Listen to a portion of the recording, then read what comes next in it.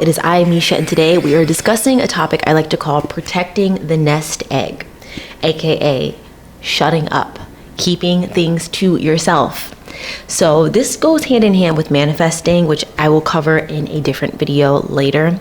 But when you are doing anything in your life, especially making moves, as I discussed yesterday, changing things in your life, keep some things to yourself.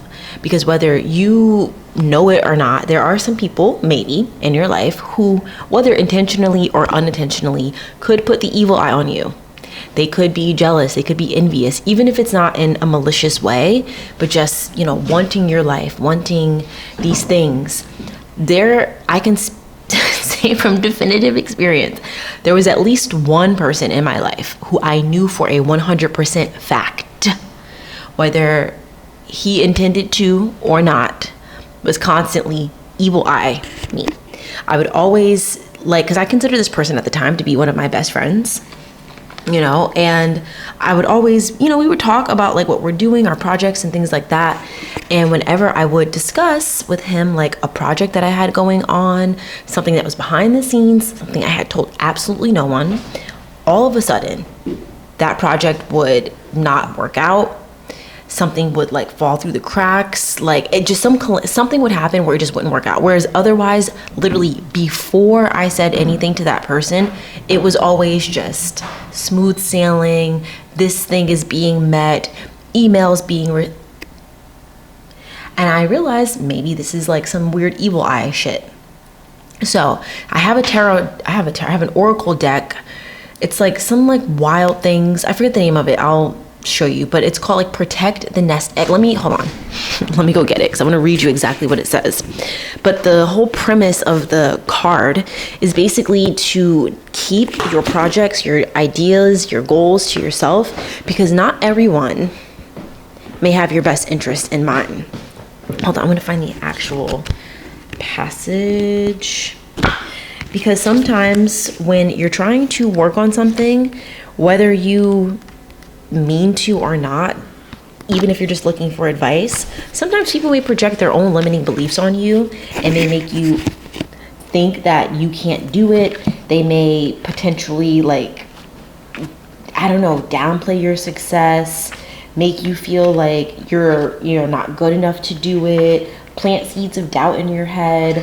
Whatever it is, it's fucking annoying. Hold up, let me find. I don't remember the name of the card, sorry. Where is it? Guard. Oh, here it is. The card is called Guard the Nesting Ground. It looks like this. I'm going to read it to you.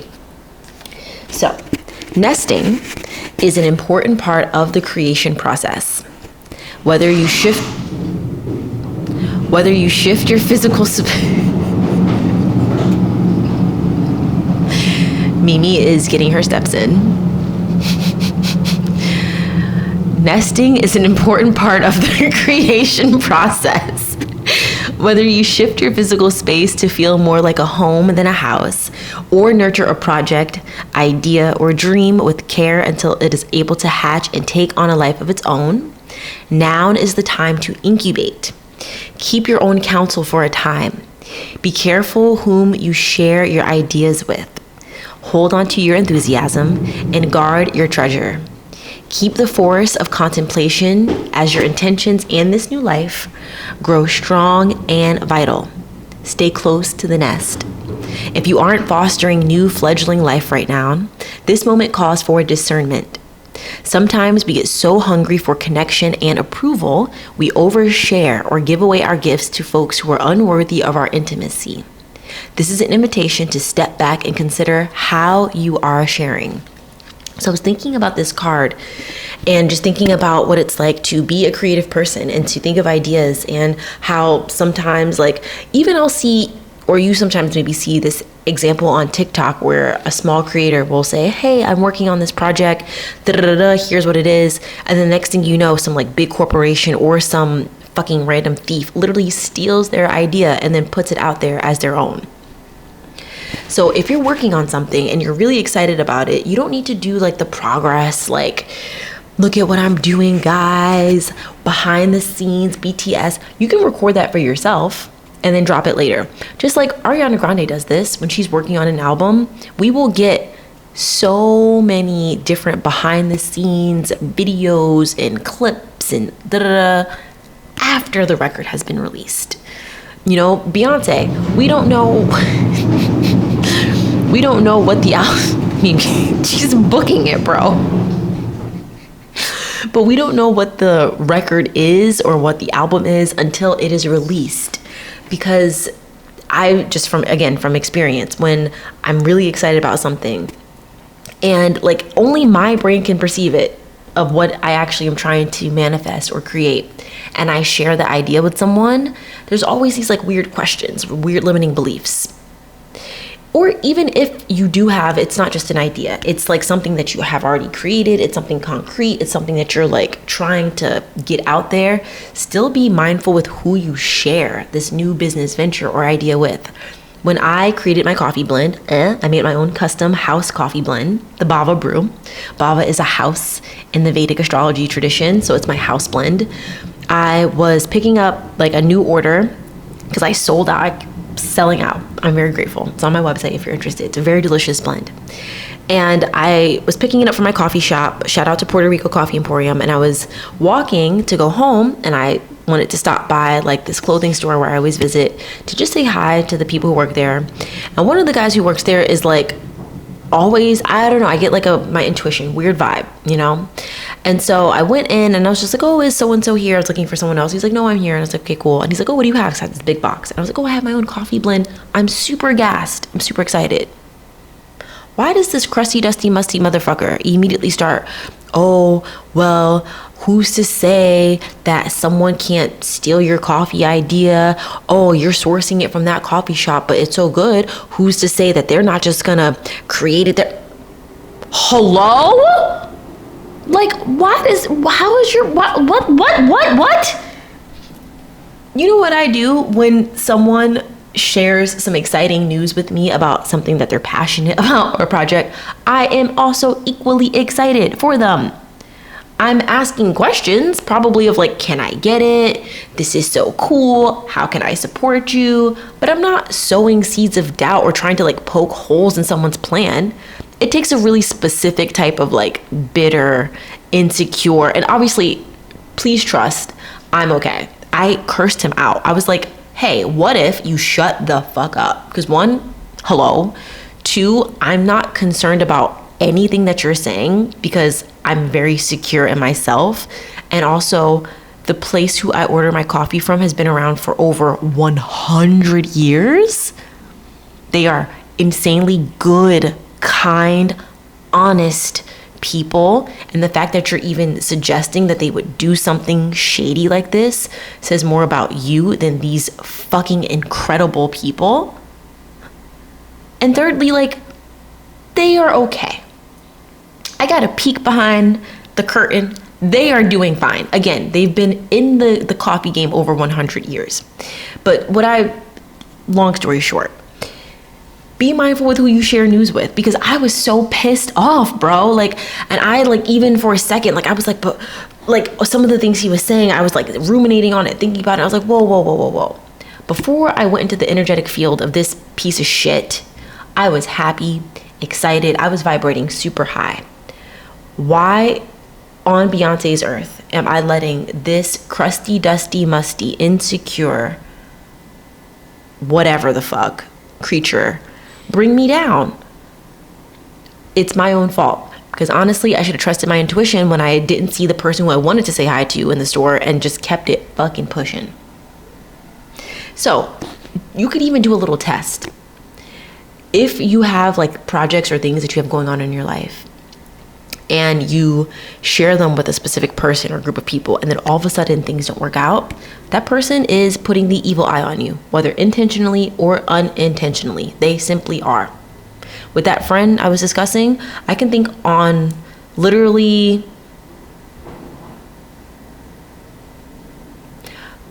6 different things that I shared with that person that were going so well, and the second I shared it with that person, immediately gone. And then it did turn out later on that that person actually was not a good friend, and I cut ties with them. Be super mindful with who you share. Get a journal. You can even still do like a video diary, video log, where if you need to bounce ideas off of someone, let it be like a colleague, a coworker, someone who you are actually collaborating with, someone who is part of the process, so that you know their intentions are to see this thing through.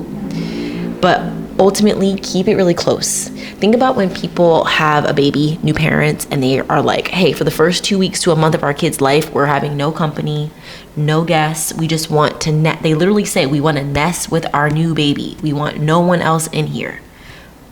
Do the same thing with your project, with your work, with your writing, with your art, your sewing project, your whatever it is.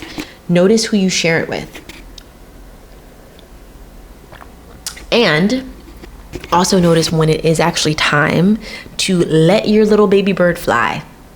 After a certain point, you do got to kick the bird out of the nest, and then just know that it's going to land how it lands. I often think of, again, musicians when they put their heart, their soul, their blood, sweat, tears, so much personal information and trauma or whatever into their music, and then they just have to let it go and release it to the masses. Ariana Grande's new album, Pedal. How many people are shitting on it and they aren't listening? The people who she's talking about in the song Freak are the main ones complaining. Excuse me. But once you do put your project out there, it really is just, it's no longer, I've heard artists say this, like it's no longer yours in a way, which I'm still wrapping my mind around that relationship. Like that it doesn't belong to me anymore. I think Harry Styles said that in an interview once as well. But you just have to, at some point, also just create for the sake of creating. You know, when babies are made, there is a pleasure principle that goes into that creative process.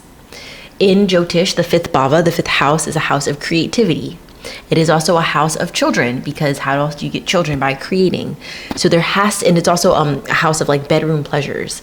So there has to also be a little bit of pleasure and joy in what you do. So if you're just creating and trying to guard the nest egg, running like a machine, and there's no real like joy or enthusiasm behind what you're doing, you might stunt the growth of your project. Think about sheltered people, creatures, things that are kind of held too tightly and they aren't actually allowed to kind of flourish and grow and thrive.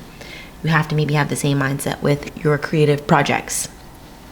But still protect the nest egg. You know, notice instances where you don't trust your intuition about sharing details of a project with someone. You can't be letting all these people in your business. Some of these people really also may be fake friends. I've had instances where I realize, oh, right. You actually don't have my best interest at heart. You can tell if you have a hard time like figuring out like how to trust people, depending on the types of questions that they ask you when you are sharing your creative projects. If they ask you like clarifying questions, more like uplifting questions, just like curious, wanting to know versus like trying to poke holes, that's not beneficial, especially if that's not your intention in that conversation. If you're just sharing your good news, if you're just sharing your good news for the sake of wanting to share and be a community and be happy and be positive, no. And this is leading into another aspect of protecting the nest, of keeping people in your life who celebrate you, who celebrate your wins. Because once ultimately your project leaves the nest and it flies and it thrives, you want friends who will share that link, who will tell people about it, who will be there and support you and be in your corner. I honestly try to just keep people out of my life who don't support me. You don't have to, be rah-rah cheering, go Misha 24/7, but like, if we're friends in real life, and also people, if you constantly ask me for things, ask me for my time, I'm not gonna just tolerate you basically like using me. Like, people who don't support you when you're starting out and then they suddenly are there for you when you're thriving and when you're successful, these are people who you need to keep an eye out for, because support should be consistent. They shouldn't want to support you just because now all of a sudden you're really popular. I see it all the time on socials where people are like, why is it that complete strangers will hype you up, share your content, like, support, da da da, but people in your own network who you actually know are not the ones there? It's fucking weird. Me and my friends personally, if I see, like, for example, one of my friends, Manya, hi Manya, if you're watching, is a fucking incredible director. Manya Glassman, go follow her. Like, easy. And I mean it too. Like, she's so cool and beautiful and intelligent, and her brain is just like so fucking creative. Why would I not want others to see how incredible she is? That, like, be mindful with who you keep around you. Be mindful. And I know if I ever have a creative project or question, I literally was messaging her actually today about a thumbnail, like getting her opinion, and she just immediately da-da-da. Be mindful with who you keep around you during the creative process, because some of your doubts, if you have any doubts, some of your imposter syndrome, if you have that, it may not really be coming from you.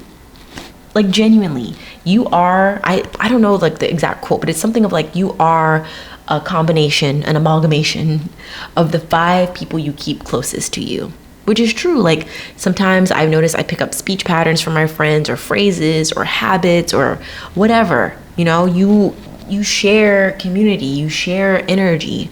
So be mindful with who you keep around you, because your creative projects may not be thriving because of the company you keep. It has nothing to do with you, your efforts, how good the idea is, how not good the idea is. It could literally be that the environment is not fertile grounds for your creative process. It's not a good area to nest in. That could also be something, is where you, like, your space. And I'm not talking about your living space, although it could be your living space. Before I was in this glorious apartment, I was in a not glorious apartment, and girl, screaming, crying, throwing up, terrible. And once I did shift energy, shift spaces, I was able to flourish and thrive a bit more. So just be mindful with like who you keep in your circle, who is your inner circle. You might just have to be solo dolo. You know, you might have to be on your ones for a little bit. And that's okay. There's nothing wrong with being your own company, your own counsel. And this could be a good test for you if you do have an issue with being by yourself, keeping your own company, keeping things close to you, not oversharing. That is work for you to do. And that's something for you to think about. Why are you constantly oversharing? There is a witchy metaphysical store around the corner from me. And me and my friend Kaya will always say like, we have to go to the wizard. We have to go to the wizard. And one day I was having just some issues. And I was like, I need to go to the fucking wizard. So I was like, all right, let's go to the wizard. We get there and I was telling him about like, you know, it was something similar. I was just like, you know, I'm putting in all this effort, I'm putting all this work, but I'm not seeing results. Like, is it just not a good idea? Am I not doing, like, just doubt. And he was just like, looked at me dead in my eye. He was like, you need to be quiet.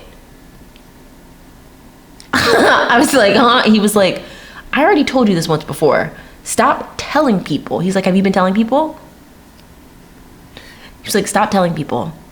Do your work in silence. Let your success be the noise. He didn't say that exact quote, but like, pull a Beyonce. Work in silence and let your success, let the actual outcome, let the actual like finished product, let that be the thing. Issa Rae got married, posted wedding photos. That's how the world found out she was even in a relationship. She wasn't my man. Another thing, if you, let's say, guard the nesting ground, relationships, if you are, not just for creative projects, if you are in a romantic relationship, especially if it's fresh, if it's new, I know it's very exciting to want to post, my man, my girl. Strong recommendation, keep it to yourself. Make a private album. Girl, get back to scrapbooking. Turn on QVC and look up the scrapbooking channel. Because unfortunately, the world right now is in a place where people feel very comfortable being very toxic and negative and commenting really disparaging things, even if they don't mean to.